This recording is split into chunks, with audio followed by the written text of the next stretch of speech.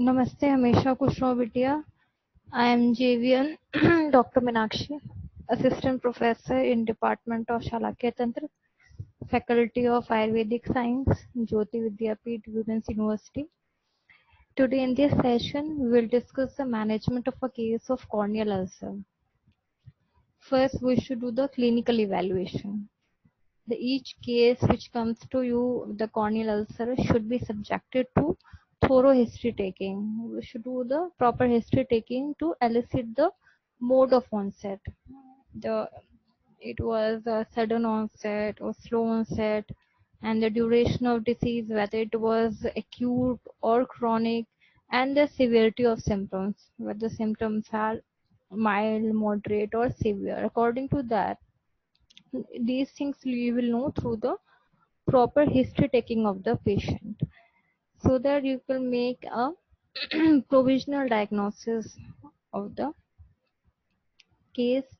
Then you will go for the general physical examination, especially for the build, nourishment, anemia, and any immunocompromising disease, because these all things will cause a particular type of corneal ulcer. The next is the ocular examination. We should include the diffuse light examination for gross lesions of the lids, conjunctiva, and cornea, including testing for sensations. Then regurgitation test and syringing to rule out lacrimal sac infection. The patient may have the chronic dacryocystitis. To rule out that particular disease of the lacrimal sac, we have to do the regurgitation test and the syringing. Then microscopic biomicroscopic examination after staining of the corneal ulcer with 2% freshly prepared aqueous solution of fluorescein dye or sterilized fluorescein impregnated filter paper strip to note the size, shape, depth, margin, floor, and vascularization of the corneal ulcer. On biomicroscopy, also note the presence of keratic precipitates, which are known as a KP in short, at the back of cornea. They may be there in the anterior chamber. You have to know the depth and the contents of the anterior chamber, then the color and pattern of iris, and the condition of crystalline lens. So you have to all examine all these through the slant lamp biomicroscopic examination. Then we should go for the laboratory investigations. First, we should do the routine laboratory investigations such as hemoglobin, total leukocyte count, differential leukocyte count, erythrocyte sedimentation rate, blood sugar level, fasting and PP. Complete urine and stool examination should be carried out in each case. Then the microbiological investigations should be done. These studies are essential to identify the causative organism, confirm the diagnosis, and guide the treatment to be instituted. Materials for such investigations is obtained by scraping the base and margins of the corneal ulcer under local anesthesia using 2% xylocaine. With the help of a modified Camera spatula or by simply using the band tip of a 20-gauge hypodermic needle. The material obtained is used for the following investigations, like gram and Gizma stain smears for possible identification of infecting organisms. Then 10% potassium hydroxide wet preparation for identification of fungal hyphae, and CFW chalcofluor white stain preparation is viewed under fluorescein microscope for fungal filaments, the walls of which appear bright apple green. Then culture on the blood agar medium for aerobic organisms, and culture on the Seborrhoeids dextrose agar medium for fungi. Then comes the treatment part. First, we should go for the treatment of the uncomplicated corneal ulcer. The bacterial corneal ulcer is a vision-threatening condition and demands the urgent treatment by identification and eradication of causative bacteria. The treatment of corneal ulcer can be discussed under three headings. First is the specific treatment for the cause. Second is the non-specific supportive therapy.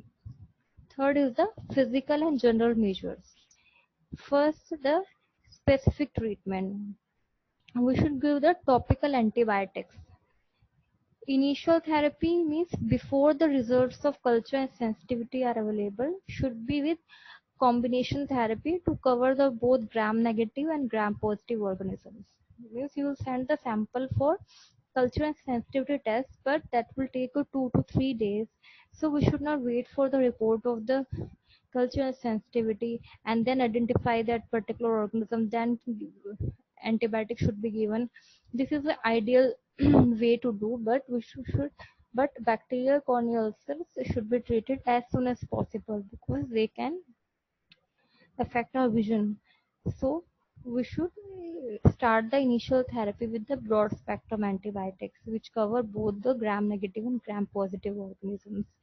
It is preferable to start fortified gentamicin 14 mg per ml or fortified tobramycin 14 mg per ml eye drops along with the fortified cefazolin 50 mg per ml every half to 1 hour for first few days and then reduce to 2 hourly.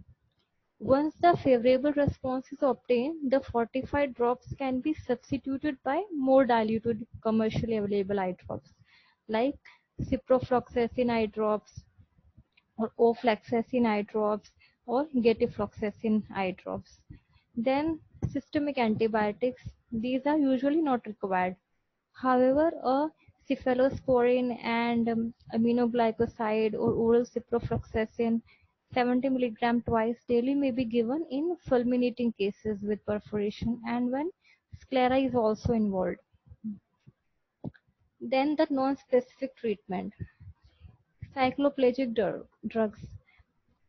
Preferably 1% atropine eye ointment or drops should be used to reduce the pain from ciliary spasm and to prevent the formation of posterior synecdoche from secondary iridocyclitis. Atropine also increases the blood supply to anterior uvea by relieving the pressure on the anterior ciliary arteries and so brings the more antibodies in the aqueous humor. It also reduces exudation by decreasing hyperemia and vascular permeability. Other cycloplegics other than the atropine, which can be used in 2%, are homatropine eye drops. Then next is the systemic analgesics and anti-inflammatory drugs such as paracetamol and ibuprofen relieve the pain and decrease edema. Then vitamins, vitamin A, vitamin B complex and vitamin C, they all help in the early healing of ulcer. And then next is the physical and general measures. Hot fermentation. The local application of heat, preferably the dry heat, it gives the comfort, reduces pain and causes the vasodilatation. Then dark goggles may be used to prevent photophobia and rest, good diet and fresh air may have a soothing effect on the patient. Then next is the treatment of the non-healing corneal ulcer. If the ulcer progresses despite the above therapy, the following additional measures should be taken. First, the removal of any cause of non-healing ulcer. A thorough search for any already missed cause not allowing the healing should be made, and when found, such factors should be eliminated. The common causes of non-healing ulcers are as under local causes, the associated raised intraocular pressure, concretions, misdirected cilia, impacted foreign body, dacryocystitis, inadequate therapy, wrong diagnosis, lag of ophthalmos, and excessive vascularization of ulcer. Systemic causes, the diabetes mellitus, severe anemia, malnutrition, chronic debilitating diseases, and patients on systemic steroids. These are all causes should be eradicated. Then mechanical debridement of ulcer. to remove the necrosed material by scraping the floor of the ulcer with a spatula under local anesthesia may hasten the healing. Then cauterization of the ulcer may also be considered in non-responding cases. The cauterization may be performed with pure carbolic acid or 10 to 20% trichloroacetic acid.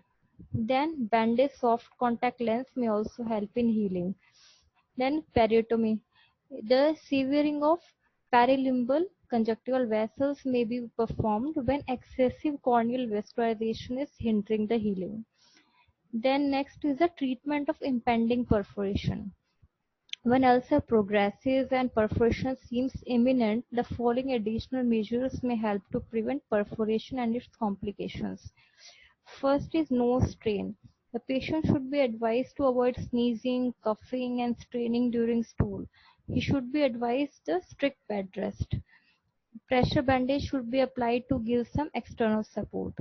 Lowering of intraocular pressure by simultaneous use of acetazolamide, intravenous mannitol, and oral glycerol, timolol eye drops, and even paracentesis with slow evaluation of aqueous from the anterior chamber may be performed. Then tissue adhesive glue can be used. Conjunctival flap gives support to the weak tissue. Bandage, soft contact lens, penetrating therapeutic keratoplasty should be done. Then last is the treatment of perforated corneal ulcer. The best is to prevent perforation. However, if perforation has occurred, immediate measures should be taken to restore the integrity of perforated cornea. Depending upon the size of perforation and availability, measures like use of tissue adhesive glues, covering with conjunctival flap, use of bandage, soft contact lens, or therapeutic keratoplasty should be undertaken. Best is an urgent therapeutic keratoplasty. So our session completes here. Thank you so much. This session is powered by digital version 2.0, Jyoti Vidyapeeth Women's University. I hope you are satisfied with my digital session. If you have any query, please mention in the comment box. I will resolve it. Thank you. It's an image you can see. They have shown the shape of the eyeball, which is oblate spheroid, and they have shown the anterior pole on the left side and the posterior pole on the right side, as you can see. And there is a meridian, there is geometric equator, geometric axis, you have vertical diameter. So the eyeball is surrounded by the facial sheath, which is known as a Tannen capsule. The eyeball is formed of segments of two spheres, anterior transparent smaller and the posterior opaque, and it is larger. Anterior pole is the center of curvature of anterior segment and posterior pole is the center of curvature of posterior segment. The equator lies midway between the two poles. Here is a clear image in which you can see the anterior pole, posterior pole. Then what is an equator? Equator is an imaginary line about the eyeball, which is the equidistant from the poles. We have two poles, the anterior pole and posterior poles, and between the two poles there is a imaginary line perpendicular to the line joining the two poles, which is equidistant from the both the poles. Then what is meridian? It is one of many lines passing from pole to pole that intersects the equator at right angles. Then what is optic nerve? It leaves the eyeball slightly ventral to the posterior pole. Then comes the coats and the contents of the eyeball. There are three coats of the eyeball. First one is the outer protective layer, which is called the fibrous coat. It comprises of cornea and sclera.